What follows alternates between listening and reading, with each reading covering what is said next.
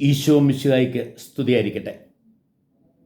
പ്രിയപ്പെട്ടവരെ, ഇന്ന് പെസഹ കാലത്തിലെ 6-ാം ഞായർ. വരുന്ന ഞായറാഴ്ച നമ്മൾ ഈശോയുടെ സ്വർഗാരോഹണ തിരുനാൾ കൊണ്ടാടും. അതിന് പിറ്റേ ഞായറാഴ്ച ഈസ്റ്ററിൻ്റെ 50-ാം ദിവസം നാം പെന്തക്കോസ്ത തിരുനാൾ കൊണ്ടാടും. നമ്മൾ ഈ പെസഹ കാലത്തിലൂടെ മുന്നേറിയപ്പോൾ ഉത്ഥിതനായ ഈശോയെ കണ്ടുമുട്ടിയ അനുഭവങ്ങളാണ് ആദ്യത്തെ 3 ആഴ്ചകളിൽ നമ്മൾ ധ്യാനിച്ചത്. അതേ തുടർന്ന് നമ്മൾ ഈ ഉത്ഥിതനായ ഈശോയെ കണ്ടുമുട്ടുക, അവിടുന്ന് വസിക്കുക, അവിടുന്ന് ജീവിക്കുക, ആ ഉത്ഥിതനിൽ ജീവിക്കുന്ന ജീവിതത്തെക്കുറിച്ചാണ് നമ്മൾ പിന്നീട് ധ്യാനിക്കാൻ തുടങ്ങിയത്. 4-ാമത്തെ ഞായറാഴ്ച ഈശോ നമ്മുടെ നല്ല ഇടയനാണ് എന്ന് നമ്മൾ ധ്യാനിച്ചു. കഴിഞ്ഞ ഞായറാഴ്ച ഈശോ മുന്തിരിച്ചെടിയാണ്, നമ്മളതിലെ ശാഖകളാണ് എന്ന് നമ്മൾ ധ്യാനിച്ചു. അങ്ങനെ ആ ഈശോയുമായിട്ടുള്ള ആ ബന്ധങ്ങളെ ജീവിതത്തിലെ വിവിധ അനുഭവങ്ങളുടെ വെളിച്ചത്തിൽ മനസ്സിലാക്കുവാൻ നമ്മൾ ശ്രദ്ധിക്കുകയായിരുന്നു. ഇന്ന് പ്രിയപ്പെട്ടവരെ, നമ്മൾ ഉത്ഥിതനായ ഈശോയുമായിട്ടുള്ള ബന്ധത്തെ മനുഷ്യ ബന്ധങ്ങളുടെ വെളിച്ചത്തിലാണ് കാണാൻ ശ്രമിക്കുക. ഇന്നത്തെ സുവിശേഷത്തിൽ ഈശോ പറയും, ഞാൻ നിങ്ങളെ ദാസരായിട്ടല്ല, ഞാൻ നിങ്ങളെ സ്നേഹിതരായിട്ടാണ് കാണുക. അപ്പം സ്നേഹത്തിൻ്റെ, മനുഷ്യർ തമ്മിലുള്ള സൗഹൃദത്തിൻ്റെ ആ പ്രതീകം ഉപയോഗിച്ചുകൊണ്ടാണ് ഈശോനാഥൻ ഇന്ന് നമ്മളുടെ ഉത്ഥിതനുള്ള ജീവിതത്തെ വിശദമാക്കുക. പ്രിയപ്പെട്ടവരെ, സത്യത്തിൽ സ്നേഹത്തിലൂടെ ഉത്ഥിതമാകുന്ന ജീവിതത്തെക്കുറിച്ചാണ് ഇന്നത്തെ വായനകളെല്ലാം നമ്മളെ പ്രത്യേകിച്ച് ഓർമ്മപ്പെടുത്തുക. ദൈവസ്നേഹത്താൽ നിറഞ്ഞ് ആ സ്നേഹത്തിൽ വളർന്ന് ആ സ്നേഹം പകർന്ന് നമ്മൾ ജീവിക്കുമ്പോഴാണ് നമ്മൾ യഥാർത്ഥ ക്രൈസ്തവരാവുക. തൻ്റെ പ്രിയമകനിലൂടെ നമുക്ക് വെളിപ്പെടുത്തിയ ദൈവത്തിൻ്റെ സ്നേഹം, തൻ്റെ ജീവൻ പോലും നൽകി നമ്മളെ സ്നേഹിച്ച പുത്രനായ ദൈവത്തിൻ്റെ സ്നേഹം, നമ്മിലേക്ക് സ്വർഗത്തിൽ നിന്ന് അനുഗ്രഹം പോലെ സ്നേഹം പൊഴിച്ച പരിശുദ്ധാത്മാവിൻ്റെ സ്നേഹം, ആ സ്നേഹത്താൽ നിറഞ്ഞ് ദൈവത്തിന് പ്രീതിപ്പെട്ടവരായി ഈശോയുടെ യഥാർത്ഥ കൂട്ടുകാരായി മനുഷ്യർക്കെല്ലാം അനുഗ്രഹമേകുന്നവരായി ജീവിക്കുവാൻ നമ്മൾ തയ്യാറാകുമ്പോഴാണ് പ്രിയപ്പെട്ടവരെ നമ്മൾ യഥാർത്ഥ ക്രൈസ്തവരാവുക. നമ്മൾ ഇന്നത്തെ 1-ാമത്തെ വായനയിലേക്ക് നോക്കുമ്പോൾ നമ്മൾ അവിടെ പ്രത്യേകിച്ച് കാണുന്നത് ദൈവസ്നേഹത്തിൻ്റെ വലിയ പ്രത്യേകതയാണ്. ദൈവത്തിൻ്റെ സ്നേഹം വേർതിരിവ് കാണിക്കാത്ത സ്നേഹമാണ്. എല്ലാവരെയും ഒരേപോലെ തൻ്റെ പ്രിയപ്പെട്ട മക്കളായി കണ്ട് അവർക്ക് വേണ്ടി തൻ്റെ പ്രിയപുത്രനെ പോലും നൽകി അവിടെ രക്ഷയ്ക്ക് വേണ്ടി അവരെ സ്നേഹിച്ച് അവരിൽ പരിശുദ്ധാത്മാവിനെ നിറയ്ക്കുന്ന ആ പിതാവിൻ്റെ സ്നേഹം. കൊർന്നേലിയസ് വിജാതീയനായിരുന്നു. ഒരു വിധത്തിൽ സഭയിലേക്ക് ആദ്യമായി ജ്ഞാനസ്നാനം സ്വീകരിച്ച് ചേർന്ന ഒരു വിജാതീയൻ കൊർന്നേലിയസ് ആയിരുന്നു. ആ കൊർന്നേലിയസിൻ്റെ മാനസാന്തര അനുഭവത്തെക്കുറിച്ചാണ് ഇന്നത്തെ 1-ാമത്തെ വായന. വിജാതിയുടെ പെന്തക്കോസ്ത എന്നാണ് ഈ സംഭവം അറിയപ്പെടുക.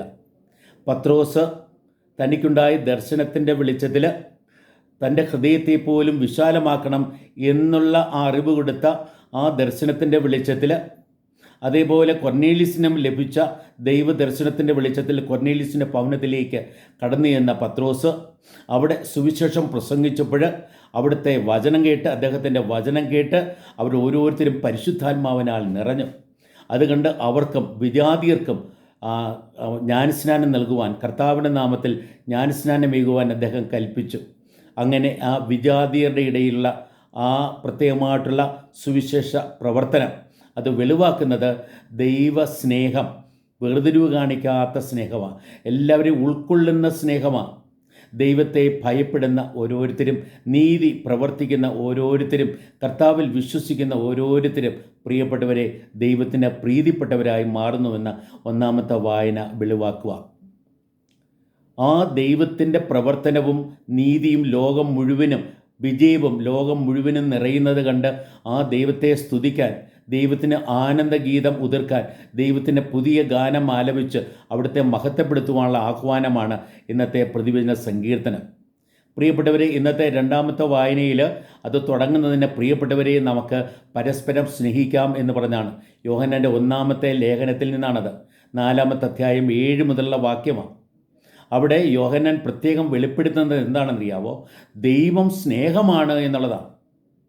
ആ സ്നേഹത്തിൽ വസിക്കുന്നവൻ ദൈവത്തിലും ദൈവം അവനിലും വസിക്കുന്നു എന്നാണ് അവിടെ പറയുക. ഒരു വിധത്തിൽ ഏറ്റവും അടിസ്ഥാന യാഥാർത്ഥ്യമാണ് ദൈവം.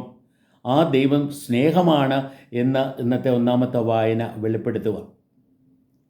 ആ ദൈവത്തിൻ്റെ സ്നേഹം നുകരുമ്പോഴാണ് തൻ്റെ പ്രിയപുത്രനെ പോലും നമുക്ക് വേണ്ടി യാഗമായി നൽകി, ബലിയായി നൽകി നമ്മളെ സ്നേഹിച്ച ആ ദൈവത്തിൻ്റെ സ്നേഹം നുകരുമ്പോഴാണ് പ്രിയപ്പെട്ടവരെ നാം ഓരോരുത്തരും യഥാർത്ഥ ദൈവമക്കളാവുക, ഈശോയുടെ യഥാർത്ഥ ശിഷ്യരായി മാറുക, പരിശുദ്ധാത്മാവിൻ്റെ ആലയങ്ങളായി മാറുക, തിരുസഭയിലെ അംഗങ്ങളായി മാറുക, സ്വർഗത്തിൻ്റെ പൗരരായി മാറുക. അപ്പോഴാ ദൈവത്തിൻ്റെ സ്നേഹം നന്നായി നുകരുവാൻ, ആ സ്നേഹത്തിൽ വസിക്കുവാനും വളരുവാനും ഉള്ള വലിയ ആഹ്വാനം നമുക്ക് യോഹന്നാൻ നൽകുകയാണ്.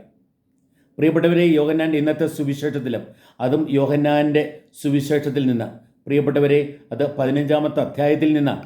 സ്നേഹത്തെക്കുറിച്ചാണ് അവിടെയും പറയുന്നത്. പ്രിയപ്പെട്ടവരെ, നിങ്ങൾ സ്നേഹിക്കുവിൻ എന്നുള്ള വലിയ ആഹ്വാനം നമുക്ക് ഈശോ തരികയാണ് ഇന്നത്തെ സുവിശേഷത്തിലൂടെ. അവിടുന്ന് നമ്മളോട് പറയുകയാണ്, പിതാവ് എന്നെ സ്നേഹിക്കുന്ന അതേ സ്നേഹം കൊണ്ട് ഞാൻ നിങ്ങളെ സ്നേഹിക്കുന്നു, നിങ്ങൾ ആ സ്നേഹത്തിൽ നിലനിൽക്കുവിൻ, നിങ്ങൾ ദൈവത്തിൽ ജീവിക്കുവിൻ. അതാണ് ഈശോ പറയുന്നത്. ദൈവം സ്നേഹമാണ്. ആ പരിശുദ്ധ ത്രിത്വത്തിലെ സ്നേഹം, പിതാവിന് പുത്രനോടുള്ള അതേ സ്നേഹം പ്രിയപ്പെട്ടവരെ ഈശോ നമുക്ക് പകർന്നു തരുക പരിശുദ്ധാത്മാവിലൂടെ നമ്മുടെ ഹൃദയത്തിലേക്ക് ചൊരിയപ്പെടുന്നത് ആ സ്നേഹമാണ്. റോമർ 5:5 അതാണല്ലോ വെളിപ്പെടുത്തുക. അങ്ങനെ ആ ദൈവസ്നേഹത്താൽ നിറയുമ്പോൾ, ആ ദൈവസ്നേഹത്തിൽ വസിക്കുവാനും ആ സ്നേഹത്തിൽ നിലനിൽക്കുവാനും നമ്മൾ ശ്രദ്ധ വയ്ക്കുമ്പോൾ പ്രിയപ്പെട്ടവരെ, നമ്മൾ ഈശോയുടെ യഥാർത്ഥ ശിഷ്യരായി മാറും. നമ്മൾ യഥാർത്ഥത്തിൽ ദൈവത്തെ സ്നേഹിക്കുന്നത് എപ്പോഴാണ്? ദൈവത്തിൻ്റെ സ്നേഹത്തിൽ നിലനിൽക്കുന്നത് എപ്പോഴാണ്? നിലനിൽക്കുന്നത് ദൈവത്തിൻ്റെ ഇഷ്ടമറിഞ്ഞ് അത് നിറവേറ്റുമ്പോഴാണ്. ഈശോ പറയാണ്, എൻ്റെ പിതാവിൻ്റെ ഇഷ്ടം നിറവേറ്റിക്കൊണ്ട് അവിടുത്തെ സ്നേഹത്തിൽ ഞാൻ വസിക്കുന്നു, അതേപോലെ നിങ്ങൾ എൻ്റെ കൽപ്പനകൾ പാലിച്ചാൽ എൻ്റെ സ്നേഹത്തിൽ നിലനിൽക്കും എന്ന് അവിടെ പ്രത്യേകമായിട്ട് പറയുകയാണ്. അങ്ങനെ ആ സ്നേഹത്തിൽ നിലനിൽക്കുമ്പോഴാണ് നമുക്ക് യഥാർത്ഥമായ സന്തോഷമുണ്ടാവുക. ഈശോ അതാണല്ലോ അവിടെ പറയുന്നത്. ഈ യോഹന്നാൻ്റെ സുവിശേഷം 15-ാമത്തെ അധ്യായത്തിൽ 11-ാമത്തെ വാക്യത്തിൽ പറയുകയാണ്, ഇതൊക്കെ ഞാൻ എന്തിനാ നിങ്ങളോട് പറഞ്ഞതേ എന്നറിയാമോ? എൻ്റെ സന്തോഷം നിങ്ങളിൽ നിറയണം, നിങ്ങളുടെ സന്തോഷം പൂർണ്ണമാകണം, അതിനു വേണ്ടിയാണ്. ദൈവസ്നേഹത്താൽ നിറയുമ്പോൾ, ദൈവവചനം നിറവേറ്റുവാൻ നാം തയ്യാറാകുമ്പോൾ, ദൈവത്തിൽ പൂർണ്ണമായി വിശ്വാസം അർപ്പിക്കുമ്പോൾ, ഈശോയെ നമ്മുടെ നാഥന് രക്ഷകനുമായി സ്വീകരിക്കുമ്പോൾ പ്രിയപ്പെട്ടവരെ, നമ്മൾ സ്നേഹത്തിൽ നിലനിൽക്കുന്നവരായി മാറും. അങ്ങനെ സ്നേഹത്തിൽ നിലനിൽക്കുമ്പോഴോ നമുക്ക് സ്നേഹിക്കാതിരിക്കാൻ പറ്റില്ല. കാരണം നമ്മുടെ ദൈവം സ്നേഹം തന്നെയാണ്.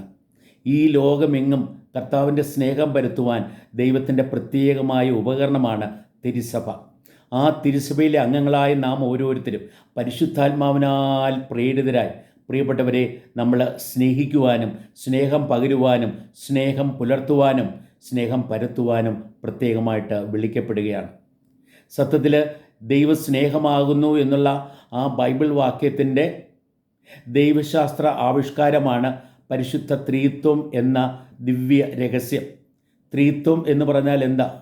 പിതാവ്, പുത്രൻ, പരിശുദ്ധാത്മാവ് എന്നീ 3 ദൈവ വ്യക്തികൾ സ്നേഹത്തിൻ്റെ തികവിൽ ഒരേ ദൈവമായിരിക്കുന്ന അനുഭവമാണ്. പിതാവ് എന്ന് പറഞ്ഞാൽ സ്നേഹിക്കുന്നതിലൂടെ ജീവൻ ഏകുന്നവൻ. പുത്രൻ എന്ന് പറഞ്ഞാലോ സ്നേഹിക്കപ്പെടുന്നതിലൂടെ ജീവിക്കുന്നവൻ. പരിശുദ്ധാത്മാവോ സ്നേഹിപ്പിക്കുന്നവൻ. പിതാവ് പുത്രനെ സ്നേഹിക്കുന്നത്, പുത്രൻ പിതാവിനെ സ്നേഹിക്കുന്നത് പരിശുദ്ധാത്മാവിലൂടെയാണ്. അതേപോലെ പിതാവ് നമ്മെ സ്നേഹിക്കുന്നതും പുത്രൻ നമ്മെ സ്നേഹിക്കുന്നതും പരിശുദ്ധാത്മാവിലൂടെയാണ്. ആ പരിശുദ്ധാത്മാവിലൂടെ ദൈവസ്നേഹത്താൽ നിറയുമ്പോൾ പ്രിയപ്പെട്ടവരെ, നമ്മൾ ദൈവത്തെപ്പോലെ, പിതാവിനെ പോലെ മറ്റുള്ളവരെ സ്നേഹിക്കുന്നവരായി മാറും. പുത്രനായ ദൈവത്തെപ്പോലെ മറ്റുള്ളവർക്ക് ജീവൻ ഏകുന്നവരായി മാറും. ആ രീതിയിൽ പരിശുദ്ധ ത്രിത്വത്തെ ജീവിക്കാൻ തുടങ്ങുന്നത് ജ്ഞാനസ്നാനത്തിലാണ്.